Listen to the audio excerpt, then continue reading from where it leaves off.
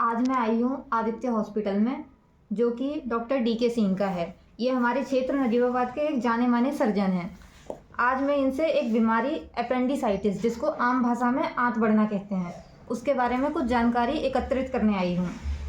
क्योंकि मैंने देखा है कि ये आज के टाइम पे हमारे क्षेत्र में बहुत लोगों को प्रभावित कर रही है। मेन रूप से ये युवा अवस्था में जो लोग हैं उनको ज़्यादा प्रभावित कर रही है, लेकिन फिर भी बच्चे भी इससे बचे हुए नहीं हैं। तो मैं स्वागत करती हूँ डॉक्टर DK सिंह का, जो हमें इस बारे में जानकारी देंगे। मैडम, जो आपने आई हैं आप ये बीमारी के बारे में पता करने के लिए। जो अपेंडिक्स की बीमारी होती है, जिसके आम भाषा में जैसे कि आपने बताया कि जो लोग हैं नॉर्मल लोग उसको आंत बढ़ना कहते हैं। सबसे पहले तो ये मैं बता दूं कि ये यंग पॉपुलेशन जो हमारी है, ख़ास तौर से जो टीनेज एज ग्रुप के बच्चे हैं, चाहे वो लड़कियां हों चाहे लड़के हों, जो आजकल फास्ट फूड का ज़्यादा कंजम्पशन कर रहे हैं, जो रेडीमेड खाना है वो घर का खाना उन लोगों को पसंद नहीं आता है, तो उन लोगों में ये ज़्यादा पाई जाती है।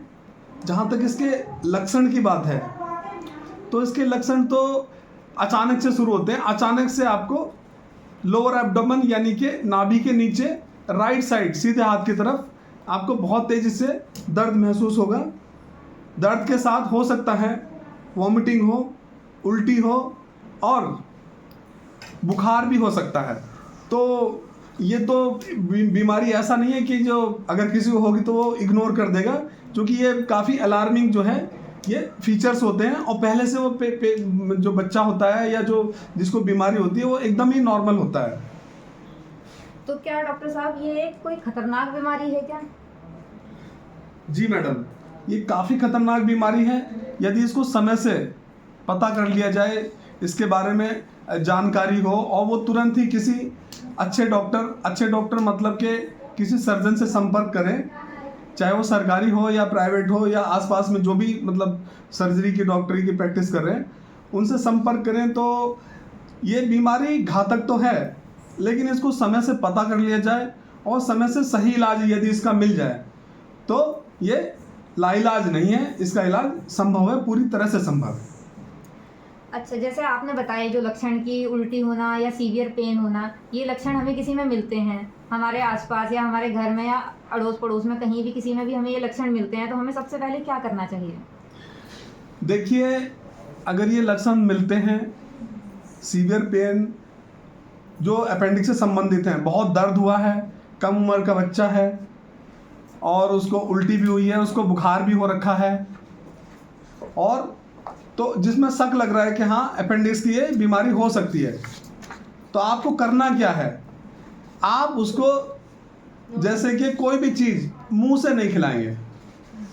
जैसे आमतौर पे होता है ना कि गांव में लोग जो घर वाले होते हैं कहते हैं कि इसको काढ़ा पिला दो, इसको ये पिला दो, उसको वो पिला दो, उससे चीज़ें वर्स होंगी, खराब हो जाएंगी। दूसरा, उसको बहुत स्ट्रॉन्ग पेन किलर नहीं देना है, हल्का फुल्का जो है उसको दर्द की दवाइयाँ, हल्के फुल्के इंजेक्शन वगैरह आप लगा सकते हैं। अब चूंकि सारे घरों में तो इंजेक्शन लगाने की फैसिलिटी होती नहीं है, तो करना यह है कि आप उसको मुंह से कुछ ना दें और तुरंत ही किसी डॉक्टर से संपर्क कर लें। तो जैसे अभी आपने बताया कि इसमें हमें तुरंत जाके सर्जन से कांटेक्ट करना चाहिए, चाहे प्राइवेट हो चाहे गवर्नमेंट। जी।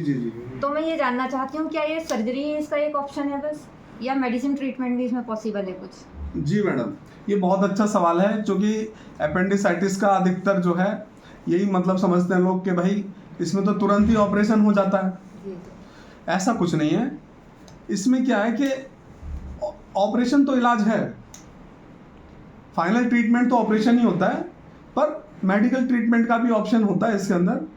अगर अपेंडिक्स में कॉम्प्लिकेटेड नहीं हुआ है मामला, परफोरेशन नहीं हुआ है, यानी कि अपेंडिक्स फटी नहीं है, गैंग्रीन नहीं हुआ है, समय से आप ले आए हैं, तो हम एंटीबायोटिक द्वारा उसका प्राथमिक उपचार कर सकते हैं। उससे जो उल्टी का और जो दर्द का उसमें जो है रिलीफ मिलेगी, और उसको कंटिन्यूसली हम मॉनिटर करते हैं। और जब उसका यानी कि वो प्रॉपरली सही हो गया है, ठीक हो गया है, तो हम उसको कह सकते हैं कि भाई ये आपकी जो अपेंडिक्स सूजन जो है वो कम हो गई है। बट जहाँ तक इलाज की बात आपने बताई, डेफिनेटली ट्रीटमेंट तो यही है मैडम कि उसको ऑपरेशन करके निकाला जाए। लेकिन ये तुरंत का इलाज, जो तुरंत वाली परेशानियां हैं, ये मेडिकल ट्रीटमेंट से तो कुछ कम हो सकती हैं, but definitely treatment is definitely surgery. तो मैं एक बात और सर पूछना चाहती हूँ, जैसे हमारे शरीर का कोई भी ऑपरेशन हो रहा है, कोई अंग शरीर से बाहर निकाला जा रहा है, अपेंडिक्स हमारे शरीर से बाहर निकाल दी गई, तो ऐसी कोई इन फ्यूचर समस्या तो नहीं आएगी? इसका क्या रोल है हमारे शरीर में? जी मैडम, ये भी बहुत ही इम्पोर्टेंट सवाल आपने पूछा है, क्योंकि अपेंडिक्स एक ऐसी स्ट्रक्चर होती है जो खास तौर से जो हमारे शाकाहारी जानवर हैं, जैसे गाय हो गई, भैंस हो गई, बकरियां हो गई, जो हरी पत्तियां ज़्यादा खाते हैं, सेलुलोज का पाचन करते हैं, उन जानवरों के अंदर ये ऑर्गन पूरी तरह से डेवलप होता है और उसमें सेलुलोज को पचाने के काम आता है। जहाँ तक ह्यूमन बींग्स का सवाल है, तो ह्यूमन बींग्स में एक वेस्टिजियल ऑर्गन, यानी कि इसकी शरीर के लिए कोई खास आवश्यकता नहीं होती है, तो इसको यदि निकाल भी दिया जाता है, जैसे कि यदि बीमारी हो ही गई तो उसको तो निकालना ही होगा, शरीर के ऊपर कुछ भी इसका दुष्प्रभाव नहीं पड़ता है मैडम। ठीक है डॉक्टर साहब, आपने बहुत कुछ इस बीमारी के बारे में मुझे बता दिया है, लेकिन मैं एक आखिरी सवाल के साथ यहाँ बंद करना चाहूँगी। मैं ये पूछना चाहती हूँ कि बीमारी नहीं हुई है तो हम इसका बचाव कैसे कर सकते हैं? किस तरह बच सकते हैं हम इससे? जी। देखिए, जहाँ तक बचाव का सवाल है, जैसे अगर हम देखें पुराने समय में लाइफ स्टाइल अलग टाइप की थी, जहाँ पे सब लोग घर का बना हुआ खाना खाते थे, बाहर की चीज़ों को अवॉइड करते थे, चाहे जो भी रीज़न हो, लेकिन बाहर की चीज़ों को बहुत लोग अवॉइड करते थे। लेकिन आजकल का जो टाइम चेंज हुआ है, इसमें हर चीज़ फास्ट फूड, फ़ोन के ऊपर ऑर्डर करके जो है लोग फास्ट फूड करके मंगा लेते हैं, आसान हो गया काफ़ी। तो ये जो फास्ट फूड है, ये नॉर्मल खाने का सब्स्टिट्यूट नहीं है। ये फास्ट फूड के कारण ये बीमारी काफ़ी तेज़ी से बढ़ रही है। इसमें मेन मैं मानता हूँ कि जितने पेशेंट हमने देखे, उसमें अधिकतर हिस्ट्री रही है कि वो अधिकतर जो है जो फास्ट फूड का कंजम्पशन कर रहे हैं। तो बचा